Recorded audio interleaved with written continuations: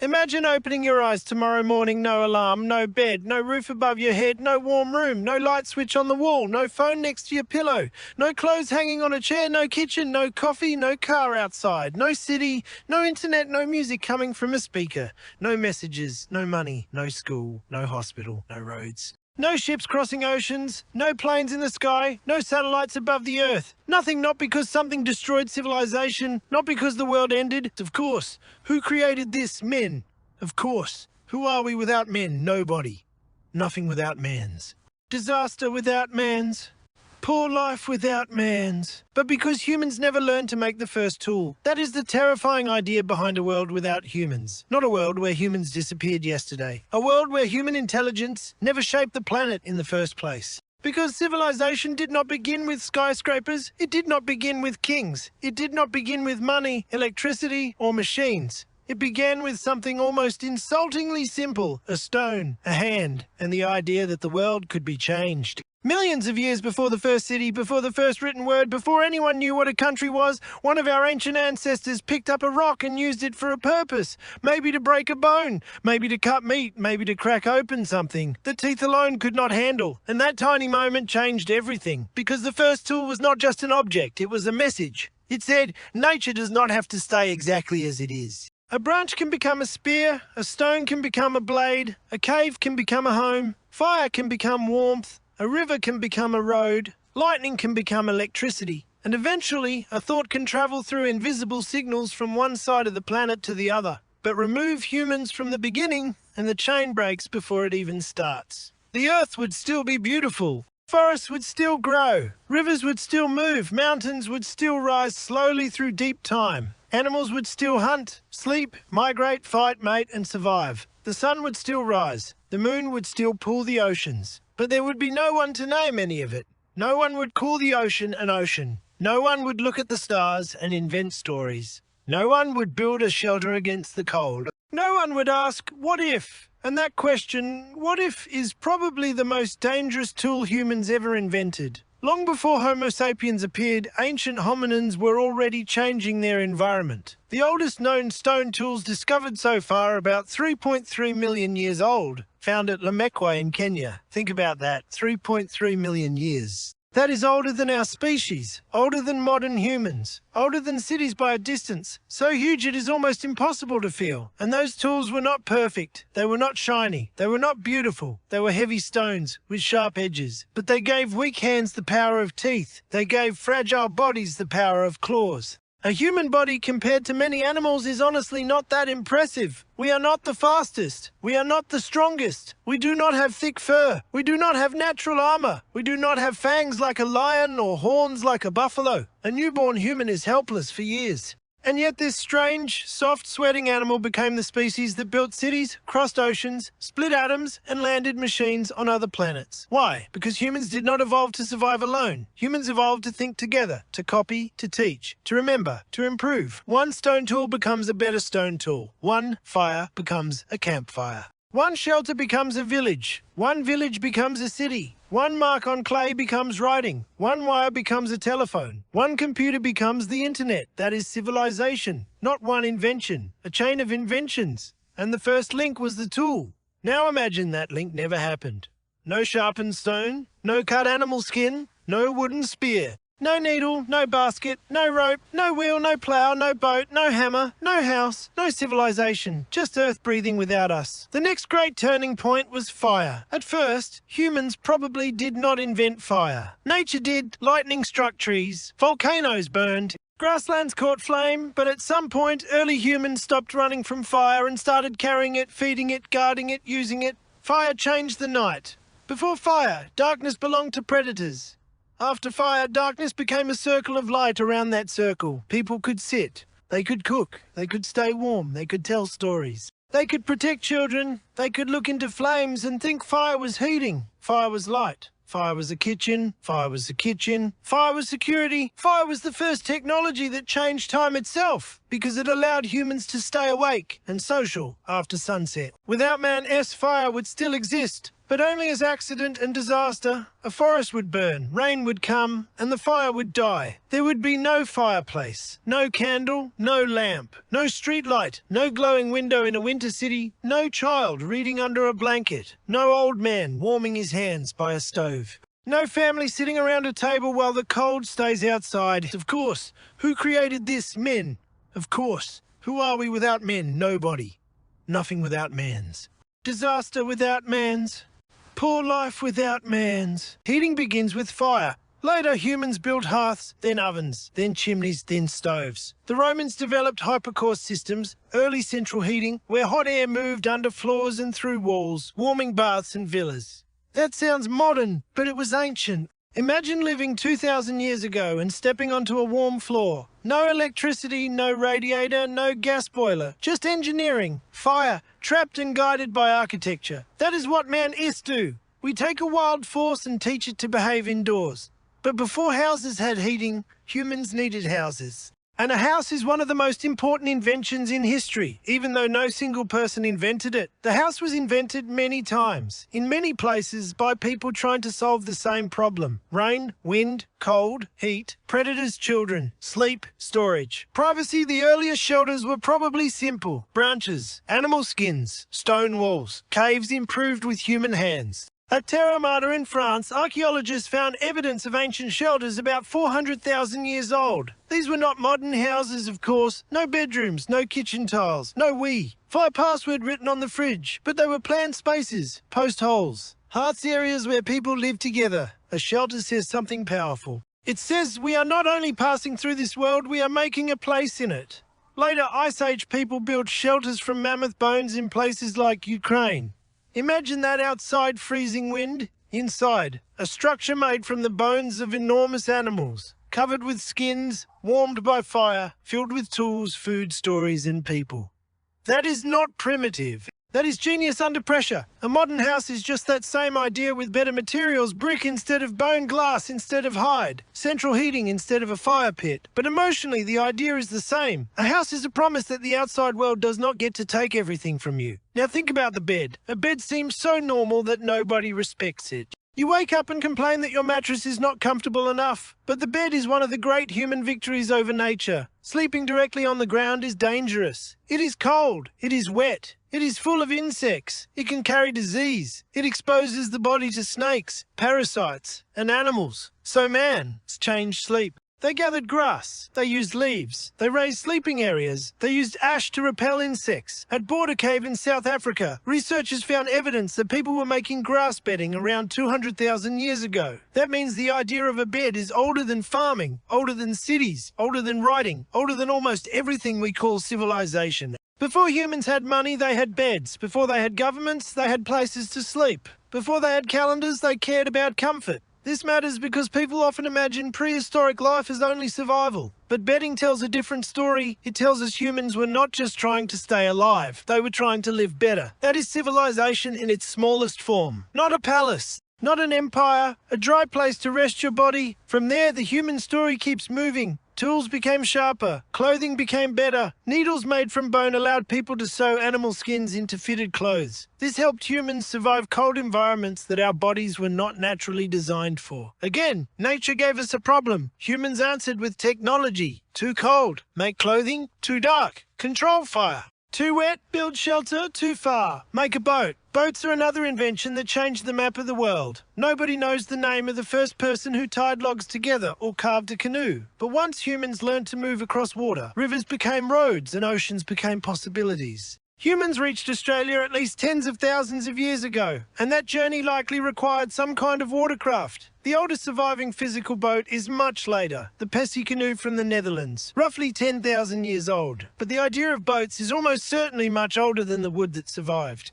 Think about the courage of the first sea crossing. No compass, no engine, no map, no rescue, just water, horizon, fear and imagination. A world without humans would still have oceans, but no ships, no fishing boats, no Viking longships, no Arab dhows, no Chinese treasure ships, no Spanish galleons. Of course. Who created this? Men. Of course. Who are we without men? Nobody. Nothing without man's. Disaster without man's. Poor life without man's. No cargo ships carrying food, clothes, machines, medicine, and everything modern life depends on. Today, global trade floats. Most of the objects around you have probably touched a ship at some point. But that entire system begins with the first human who looked at water and did not see a wall. They saw a path. Then came farming. For hundreds of thousands of years, humans lived as hunter-gatherers. They moved with seasons. They followed animals. They gathered plants. They knew landscapes deeply. Then, around 12,000 years ago, something changed. In different parts of the world, people began to domesticate plants and animals. In the Fertile Crescent of the Middle East, wheat, barley, sheep, goats, pigs, and cattle became part of a new human system. Instead of only finding food, humans started producing it. This was one of the most important and most complicated changes in history. It gave humans more food in one place. More food meant more people. More people meant villages. Villages meant storage. Storage meant property. Property meant arguments. Arguments meant rules. Rules meant leaders. Leaders meant taxes. Taxes meant accountants. And accountants somehow helped invent writing. That is the funny thing about civilization. It does not begin with poetry. It begins with counting grain, counting sheep, counting beer, counting who owes what to whom. In ancient Mesopotamia, in what is now Iraq, cuneiform writing appeared before 3200 BC. It was developed by scribes, probably first as a bookkeeping system. So writing, one of humanity's most magical inventions, began partly because people needed receipts. Before writing, memory lived in people. After writing, memory could live outside the body, on clay, on stone, on paper, in books, on screens. Writing allowed a human voice to survive its speaker. A person could die, but their words could remain. That changed everything. Laws could be recorded, trade could expand, stories could travel, knowledge could accumulate. A world without humans would have no written history, no Bible, no Quran, no Shakespeare, no scientific papers, no love letters, no text messages, no comments under a video, no terms and conditions that nobody reads. No names carved into stone, no one saying, I was here. Of course. Who created this? Men. Of course. Who are we without men? Nobody. Nothing without man's. Disaster without man's. Poor life without man's. Then came wheels. The wheel sounds so obvious that people joke about it as the first invention. But it was not first. It came surprisingly late. Humans had tools, fire, shelters, beds, art, boats, farming and villages long before wheeled vehicles. The wheel appears around 3500 BC in Mesopotamia, first strongly associated with pottery wheels before becoming central to carts and transport. Why so late? Because a wheel is not just a circle. A wheel needs an axle. It needs materials. It needs roads or at least paths. It needs animals or people to pull it. It needs a society where moving heavy things over land is useful enough to justify the work. What do you think? How we got this? Man's. That is why inventions do not appear just because someone is smart. They appear when the world around them is ready. The wheel changed pottery, then transport, then trade, then war, then machines. The idea of rotation became gears, mills, clocks, engines, factories, cars, trains, turbines. Guess how we got this? Come on, you can do it. Guess what, men? Okay, let's go to the next. You will surprise. A wheel is a circle that never stopped rolling through history. Then came cities. Cities are not just many houses close together. Cities are humans making themselves unavoidable. A city says, we are staying. We are building walls. We are storing food. We are organizing labor. We are dividing jobs. You farm, you make pots, you trade, you guard, you write, you brawl, you pray, you build, you repair, you teach. Civilization is specialization. No single person can make a modern world. One person cannot build a phone from scratch. They would need mines, glass, silicon, satellites, factories, ships, coding languages, electricity grids, and thousands of years of accumulated knowledge. That is why the modern phone in your hand is not just a device. It is a museum of human history. Inside it is fire, because without fire, no metallurgy. Inside it is writing. Because without symbols, no code, inside it is the wheel. Because without machines, no factories, inside it is electricity. Because without controlled energy, no communication, inside it is global trade. Because no one country makes every piece alone. A smartphone is not one invention. It is the entire human species compressed into a rectangle. But before the phone, humans had to learn to print. For centuries, books were copied by hand. Slowly, carefully, expensively. Knowledge moved at the speed of a human wrist. Then in Europe around the 1400s, Johannes Gutenberg developed a printing system using movable metal type. His famous Bible was completed around 1455 in Mainz, Germany. Printing did not just make books cheaper, it made ideas harder to control. A copied book can be hidden. A printed idea multiplies. Science spread. Religious debates spread. Political ideas spread. Education expanded. People who never met each other could argue across pages. Printing was like the internet before electricity, a technology for making thoughts travel faster than people. Then came engines. For most of history, work came from muscle. Human muscle, animal muscle, wind, water, fire. Then steam engines turned heat into mechanical power. James Watt did not invent the first steam engine, but in the 1760s he developed a separate condenser that made steam engines far more efficient. That improvement helped power the Industrial Revolution. Factories grew. Mines went deeper. Trains moved faster. Cities expanded. Work changed. Time changed. Suddenly the day was not ruled only by sunrise and sunset, but by clocks, shifts, machines, and wages. This is where the modern world starts to become recognizable and also exhausting, because every invention gives something and takes something. Fire gave warmth, but demanded fuel. Farming gave food, but created labor and hierarchy. Writing gave memory, but created bureaucracy. Factories gave mass production, but created long industrial workdays. Electricity gave light, but helped erase the natural night. The story of humans is not simply progress, it is trade. Every invention solves one problem and creates new ones. Then came electric light. Humans had always wanted to defeat darkness, first with fire, then lamps, then candles, then gaslight, then electricity. Thomas Edison did not invent the idea of electric light from nothing. Many inventors worked on it before him. But Edison and his team created a practical, long-lasting incandescent lamp in 1879, and his 1880 patent helped make domestic electric lighting possible.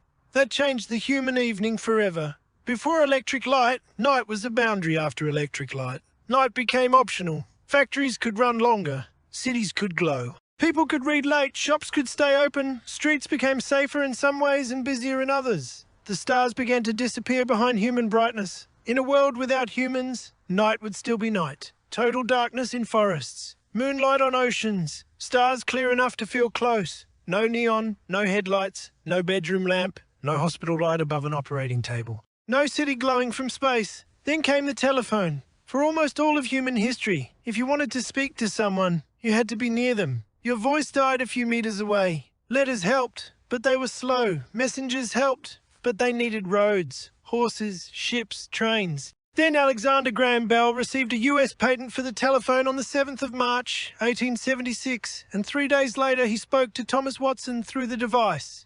Guess how we got this? Come on, you can do it. Guess what, men? Okay, let's go to the next. You will surprise. For the first time, the human voice escaped the room. That is hard to appreciate now because we are spoiled by communication. We send voice notes and ignore calls. We complain when someone rings us. But imagine the first time a person heard a voice through a wire, a human voice with nobody in the room. It must have felt like magic. The telephone shrank distance. A mother could hear her child across the city. A business could happen across countries. News could move faster. Emergency help could be called. Love could survive separation. And eventually, telephone networks helped create the communication systems that led toward the internet. But before the internet, there had to be computers. Early computers were enormous. They filled rooms. They consumed huge amounts of power. ENIAC, announced in 1946, was one of the first general-purpose electronic computers. Today, your phone is unimaginably more powerful than machines that once looked like science fiction. But computers became smaller and cheaper because of another tiny invention, the transistor. In 1947, John Bardeen, Walter Brattain, and William Shockley at Bell Labs developed the first working transistor. The transistor is not dramatic to look at. It does not look like a ship, a house, or an airplane. But it may be one of the most important inventions in modern history. It made modern electronics possible. Radios, televisions, computers, satellites, medical equipment, smartphones.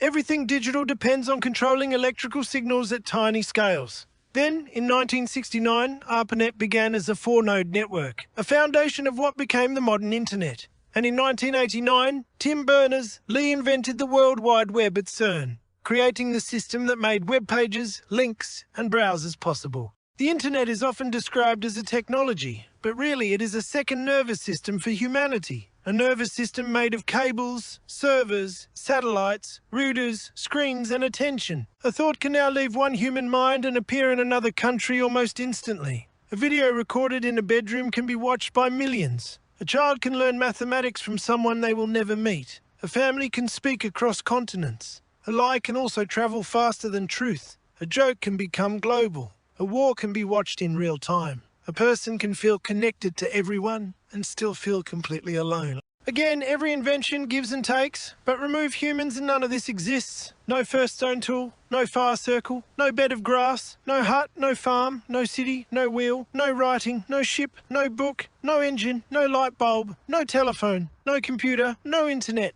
no one watching this video, no one asking what the world would be like without us. And maybe that is the strangest part, of course. Who created this? Men.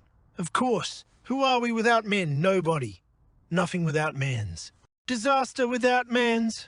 Poor life without man's. A world without humans might be cleaner, quieter, wilder. Forests would take back roads. Animals would cross places that are now highways. Rivers would move without concrete walls. The air might be clearer. The oceans might be less polluted. The night sky might be brighter. In many ways, Earth would recover from us. But it would also lose something rare. Not because humans are always good. We are not. We destroy, we waste, we fight, we take too much, we build beautiful things and terrible things with the same hands. But humans are also the only species we know that can look at a bone, a stone, a flame, a star, and ask what else it could become. A world without humans would have no war, but also no peace treaties, no pollution, but also no medicine, no prisons, but also no justice, no lies, but also no poetry, no ruined cities, but also no cathedrals, no libraries, no songs, no paintings, no lullabies, no birthdays, no photographs, no stories passed from grandparents to children. No one would invent a bed because no one would be thinking about comfort. No one would invent a house because no one would dream of home. No one would invent light because no one would be afraid of the dark in the human way. No one would invent the telephone because no one would miss a voice. No one would invent the internet because no one would be desperate to connect. Guess how we got this? Come on, you can do it. Guess what, men? Okay, let's go to the next. You will surprise. That is what civilization really is. Not buildings. Not machines. Not money. Civilization is loneliness trying to become connection. Fear trying to become shelter. Cold trying to become fire. Distance trying to become a road. Memory trying to become writing. Darkness trying to become light. Silence trying to become a voice on the other end of a wire. And it all began with hands. Weak hands. Curious hands. Hands that could not run fast, could not bite hard, could not survive winter alone. So they picked up the world and reshaped it. A world without humans would still be Earth, but it would not be history, because history begins when something remembers. And humans, for all our mistakes, are the animal that refuses to let the moment disappear. We carve it into stone. We print it on paper. We save it on servers. We whisper it to children. We record it into microphones. We upload it. We watch it. We ask questions about it. And maybe the biggest question is not what the world would be without humans. Maybe the real question is, after everything we have built, after millions of years of tools, after fire, houses, beds, ships, cities, books, engines, electricity, telephones, computers, and the internet, what kind of humans are we going to become next? Of course. Who created this? Men. Of course. Who are we without men? Nobody. Nothing without man's. Disaster without man's. Poor life without man's.